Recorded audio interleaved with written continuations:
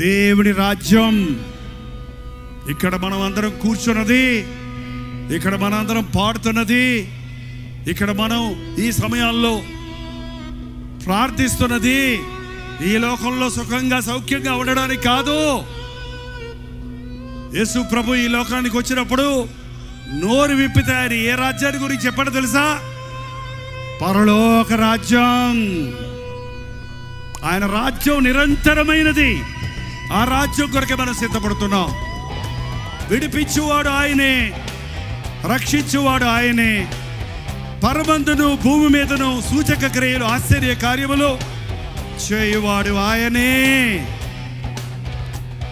ఆయనే మన ఆయన. ఎవరండి ఆయన?